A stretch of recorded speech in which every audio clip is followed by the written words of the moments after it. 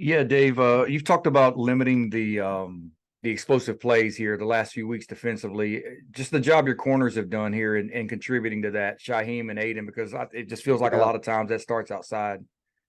Yeah, they both played really well. The last two games, I think Shy just played his best game. Shy Battle, I was really proud of him. Told him that yesterday. In the run game, how he tackled, in the pass game, how he defended, and his technique. He was trusting his training and played really well. Obviously, Aiden had a huge interception in that game, and so those two guys are playing at a high level, and they're very confident. Jaden? Hey, Dave, after the bye week, you said that the coaching staff had really approached this, preached about this being, a 5-game season, a 4-game season, and now a 3-game season. And it seems to have really worked. Do you know why that specific approach has really resonated with the team? Yeah, I think sometimes we all get hung up in the past, and not that the past doesn't matter, it does, but being more in the moment and understanding what you still have left to play for, to me was the right thing to do at that time. And as a unique team, I've had over 40 new players, 2 new coaches, a lot of change, a lot of 10 guys from our roster last year got NFL tryouts, and we lost some talent, and we had some good players coming in, and some guys were getting their chance, the Jalen Scotts that have been waiting their turns. And so it's just taking some time. And that bye week really allowed me a chance to reflect and kind of put pen to paper on, hey, here's what we need to be for these next 5 weeks: offense, defense, special teams, and really not sell it, but just make sure they understand it and get everyone's buy-in on it. Staff first, then players, and everybody's done a good job, and they understand what there is. And it's, everything we can do to just win the next game. That's it. Forget about the past. Don't think about the end. Think about today, and I know that's easier said than done, but our guys bought into that. And, at that time, there was a lot of negativity coming out of our Duke loss, and deservedly so. Not to take anything away from what Duke is. They're a good program, but we didn't play well in that game. And so our guys were pissed, and coaches were as well. And we wanted to get better. And I felt like that was the best approach, was to focus on what we can do, not what we haven't done. Stone? Hey, Coach, again, congrats on the win.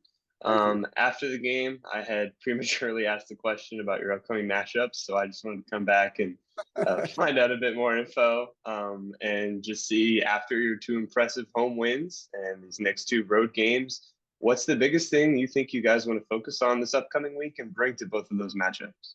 Yeah, appreciate the follow-up, Stone. Yeah, excited about the matchup with Wake. I think it's a team that doesn't beat itself, very experienced, ton of continuity in their systems. The guys know it inside and out. You can see that on film. They play really hard. It doesn't matter who you watch them play. You see the same thing. Guys just playing hard, they're sound.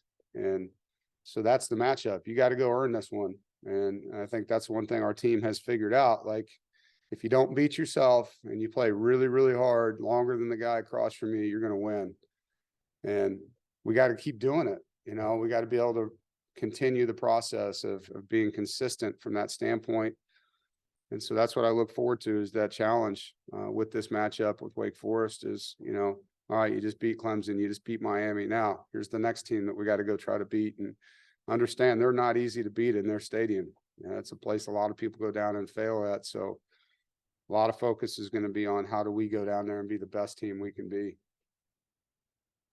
Ethan?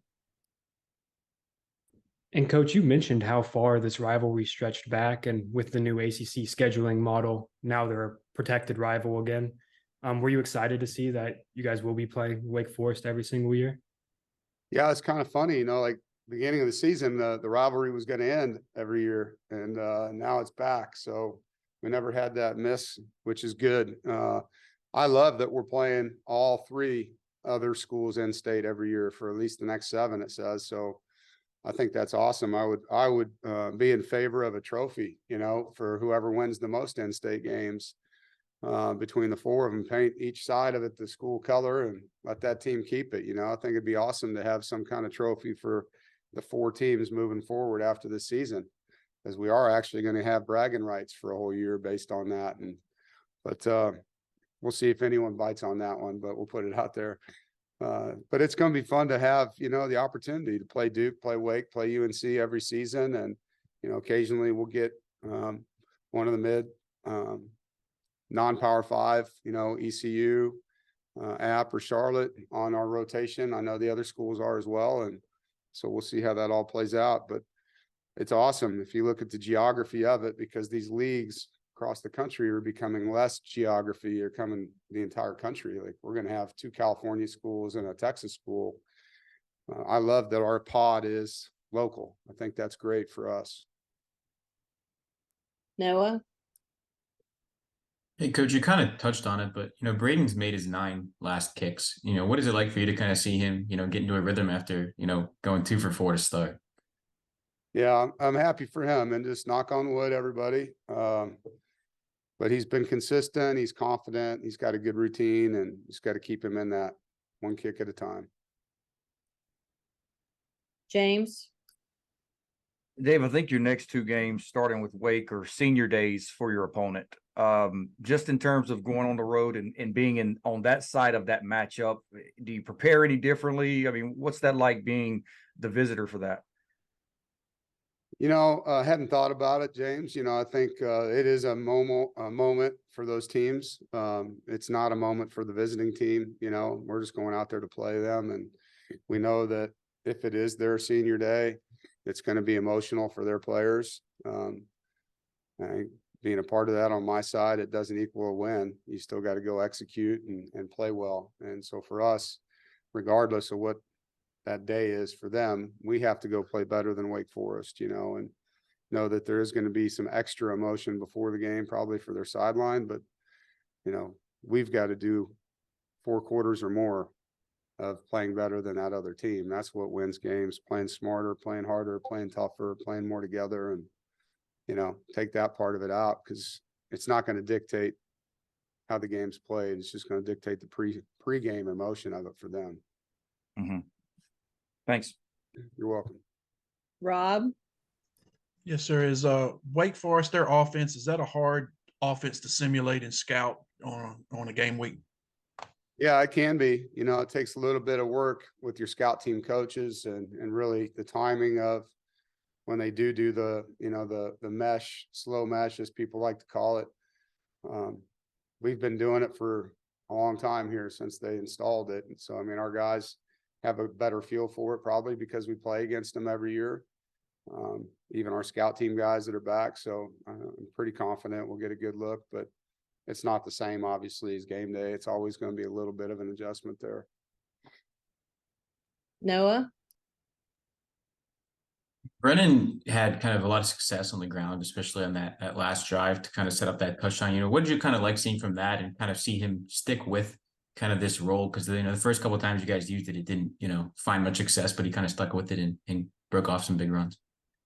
Yeah, he ran really hard. He definitely gave us some valuable yards in the game. And the one option play that he ducked up inside was a huge play in the game. He's tough, resilient, and it was great to hear the crowd cheer for him, you know, as the game went on. I think they were really pulling for him to get in the end zone there at the end. And can't say enough about his perseverance. He's been through a lot since the Louisville game, and I think he's in a great headspace right now. So Coach and I has always been a creative guy that tries to find ways to use his players. And obviously Brennan brings that to the game. You know, he brings another guy that can go in and make plays. Ethan? Coach, I wanted to ask about Davin Van because, you know, even when he's not piling up a ton of sacks or a ton of tackles, it seems like he's reliably collapsing pockets. Just how much of an impact does that have in just disrupting quarterbacks like Tyler Van Dyke? Wasn't that a great play at the end of the game by him? You know, you see him dive and miss him and then swipe again and get him after splitting a double team. Like, you talk about a guy that plays so hard, you know, I mean, his desire to make plays and strain. I love that. And that was a great play by Davin. He's having a heck of a year. He's one of those dudes. It's just, he's a tone setter. You know, he's going to play so hard every snap. And to your point, whether he's making the play or just disrupting the play, he's in there. And you better know where number one's at, because he's coming. He's going to play hard, and he's going to probably chase that football until he's fatigued, you know, and then we're going to roll him and get him back in when he's ready. And very proud of him. And he's definitely worn the number one the right way this season. Rob, Yeah, Dave, in the build up to breaking the school record, I think you mentioned that there were chances maybe where you could have left. I would imagine Dave Clawson's probably had some of those same chances, but he's decided to stay at Wake Forest as well. To have coaches that have extended tenures at schools like this, do you see that as something that adds value to the ACC and adds value to these sort of rivalry matchups? A good question. You know, I think if you look at our league, Dabo, I know, is in the top 7 for longevity. I'm in the top 8. Kloss is 1 year behind me. So that's on a national stage I'm talking about, not just the ACC. So I would think that that's meaningful in the league. I don't know, because I don't sit in those meetings and hear about that kind of talk. But from a rivalry standpoint, I would think that the sustainable product that those 3 coaches, myself and Dave and Dabo, have put together, you know, consistent product of winning. And obviously Dabo, 2 national championships in his time, should speak volumes for those schools. But sometimes, you know, you're only as good as your last game. And that's unfortunate. But I got great respect for Dave. We've competed against each other since the MAC. When I was at NIU, he was at Bowling Green. And so I've known him a long time, and think a lot of him. And he's done a great job at Wake Forest. He really has. Ethan, And Coach, right before this press conference, Peyton Wilson made the Butkus Award semifinalist list. Just, I know you've talked about how well he's playing this season, but why is he a deserving potential winner of that award? Well, you know, I don't get to watch all the teams play, and I know there's a lot of good players. So I don't want this to come across like I'm demeaning anyone else, but he is the best defensive player in college football right now. What his impact is on the field during a game, I just don't know if anyone has that on their team. You know, he's impacting the course of the game, throughout the game, and every game. And it's not like he just has a good game every now and then. Like every game, he could be the defensive player of the week in the ACC.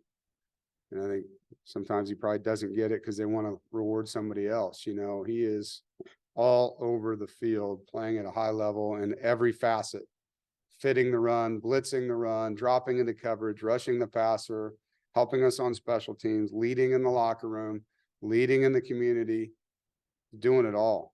And so he's very, very deserving of semifinalist, and in my opinion, of the entire award when it's done. And I know we're not done. There's still work to do, but I'm thankful that they did put him on their list. It means a lot for him. I think it's a great award. Dick Butkus, one of the toughest dudes out there to be on a list. I think he's very, very representative of what that list is about. And I look forward to seeing him on stage accepting that trophy, hopefully here. That would be awesome for him and his family through what he's been through in his story. Thank you. Kate, Coach, when we spoke to you on Saturday night, you were very reflective on breaking the record for all-time wins at NC State. Curious what the rest of your weekend was like. I know you said you had family and friends in town, and just kind of getting a chance to celebrate with the people that have helped you reach that goal. Yeah, it was awesome. You know, after the game, obviously Sarah and Luke and Connor were in the tunnel and hugging up on them, and walked up the tunnel with them. And all my friends, close friends from Drake, where I went to school, were at 8 of them here. And 2 of our really close friends from Wisconsin were here. And then, you know, did the press conference and the huddle show and all that. And we went out to the parking lot and just had a nice little tailgate, you know, and several of our coaches and their families were down there, and had some music playing on the music or on the boom box they had down there, the Bluetooth thing. And, we just sat there till 2 or 3 in the morning, just laughing and joking and enjoying each other's company, catching up. It was awesome. It was awesome. And, to be able to do that with Sarah and Luke was there with us and all my friends. And, you know, a few of the boosters came over to say thank you. It was fun. And, woke up the next day and turned the page and got ready for the next one. And yesterday was hurting a little bit, but you know what? Real quick, turn on the film. Like, all right, here we go, you know, and get ready for the next one, have a couple cups of coffee and yeah, let's go and get ready for the next game and excited, you know, to have another opportunity to go compete. James. Yeah, Dave, you now have a 4-game sample size of MJ this year. Where are some areas you'd like to see him improve at that position?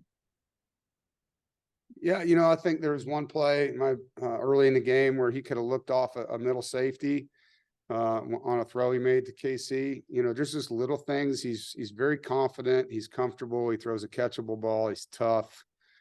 And the game continues to slow down for him. But there's just little things within routes where you see something in a coverage and maybe you can help yourself with your eyes on things like that. It is a game that requires so much. And the more you play it, the better you get, you know. And so he's 3-1 as a starter. He's really worked hard. And, you know, I know he'll continue to grow and get better.